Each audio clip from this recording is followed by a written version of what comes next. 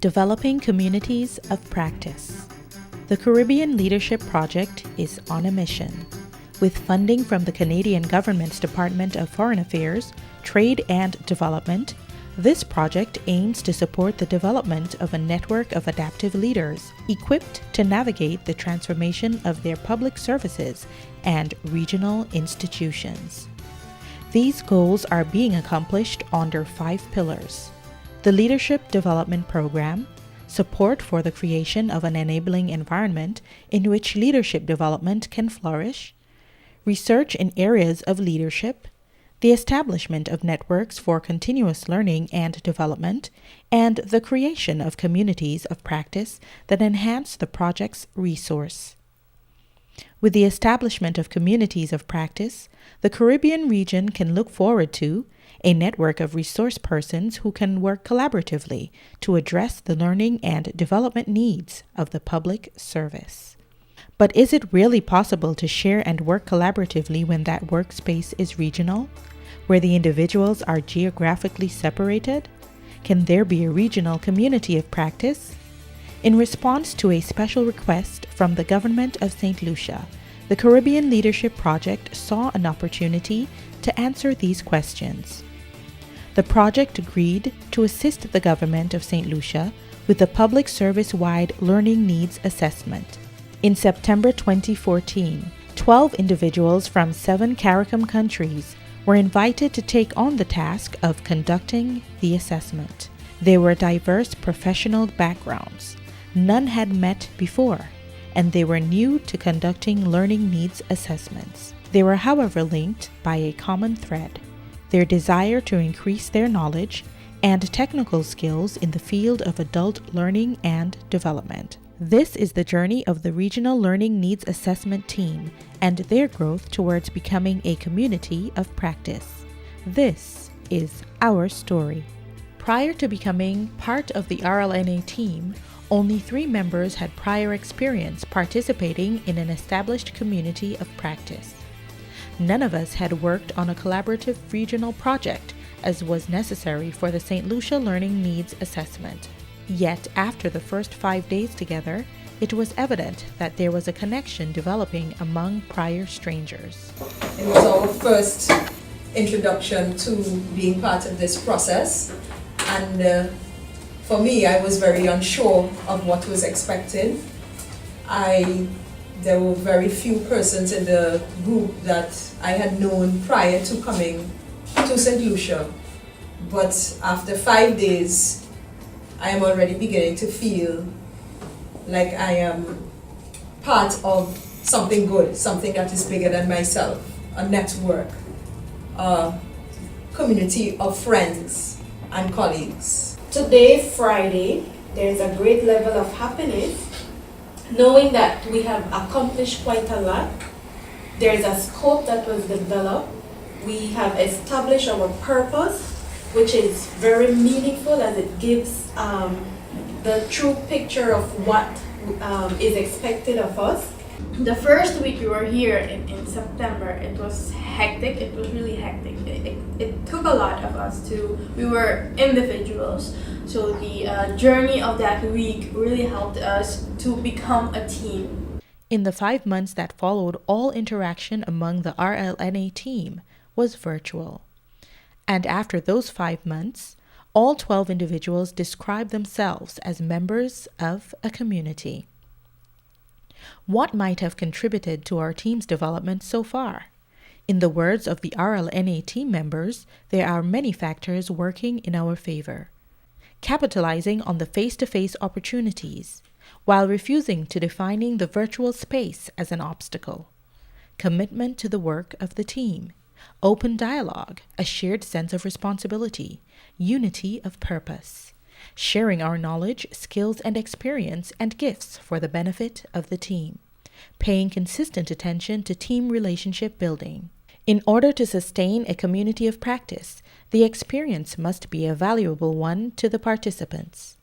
This is what some members had to say about their experience on the RLNA team. For me, it was a very enriching experience. I think enriching is the word I would use to describe. Experience unorthodox. The approach to this project was very weird. Started off with a lot of uncertainty, and as the group gelled together, we began to see clarity, and that approach is contradictory to what I'm used to. Shared experiences, being able to communicate with persons across the region, and recognizing that we're not as dissimilar as we'd want to believe. Constant change. It's not one word, but that is what it was. You never really had an idea of what was coming, where we were going. It was just constantly changing. A community of practice is valuable to its members because of the continuous sharing of knowledge that occurs among community members. There is a shared learning in areas relevant to the subject matter occupying the community, and in the interaction, there is a self-discovery and individual personal development. For me, it's, it really put my leadership skills to the test in a number of ways. And secondly, I think my ability to understand persons, understanding the fact that we are not always at the same level all the time. You got to realize the many possibilities when it seems as if there is no possibility at all. And it's just something that forced you to dig deep and to come out with something really good. I have grown quite a bit. I have seen myself coming out, or maybe coming out of my shell, being a little more expressive in certain ways. Writers on the concept of communities of practice speak consistently about the value of diversity in the community. The RLNA team can attest to this characteristic as one of the key contributors to its growth and development so far. The diversity is evident in the myriad of gifts which members bring to the team. I would consider one questioning mind. I don't take things necessarily at face value. Some people would sit back and think things through, and before we are able to provide our contributions, and I think that is one of the ways I was able to contribute to the team effort with. For the members of the RLNA team, the discovery of gifts was a defining moment on both the team and individual levels. In one memorable reflection session, team members were invited to identify gifts they believed each team members brought to the community. Each person was given an opportunity to hear the gifts others recognized in them. At the team level, it helped the team to recognize and celebrate the diversity and the rich resources that were available to the community. At the personal level, it was a powerfully moving, genuine endorsement of our value and self-worth. Being part of a developing community of practice does have its challenges. One which can be overlooked for the Caribbean-based communities of practice is the geographical separation. I think one of the most challenging parts is when we actually went back home. When we went back home, there wasn't that unity that we had when we were in Saint Lucia. All of a sudden you had to go back and balance your family, your friends, your work with what you were supposed to be doing, and we basically fragmented, and our lives at home started to take priority over what we were doing here, and at some points we had to just come back together and remember what our actual objective of doing this. The RLNA team, however, had great success using the available information, communication, and social networking technologies. The WebEx platform, Skype, Google Drive, just to name a few. Team members also regularly cited challenges balancing commitments to the team with those related to family and career. Challenges would be to manage the daily requirements of the job and commit to an undertaking like this. What it taught me is the need to be more organized. We discovered that overcoming these challenges was possible with honest, open communication followed by the meaningful support from other members of the team. An environment had to be nurtured in which any team member could feel safe to speak about their concerns, their discomforts, fears, and struggles. Not just those related directly to the work of the team, but even stressors in our personal and professional lives. And the support that followed was geared towards real practical relief. Prayer, moral encouragement, advice, restructuring of the team's work so that even for a little while we bear a team member's burdens. And of course, there is humor. In the midst of our commitments, this RLNA team found time and reason to laugh and even get into a little mischief. One night myself and Trisha, we went down into the bar area to have a drink, and she just shoved me into the pool with my phone, my wallet, and everything. She just shoved me into the pool. Looking back, it was somewhat laughable. Oh, all right. Let me get the record straight right now. Orville and I, we had a long day here, and then we were at the hotel. Music was being played, and we decided, let us go downstairs. We went downstairs. We were dancing. So it happens we were dancing close to the pool. It's not my fault Orville has a problem maintaining his balance while he's dancing, right? So he was dancing, and whoops! He landed in the pool. Now, how can that be my fault? Tell me. Communities of practice are organic.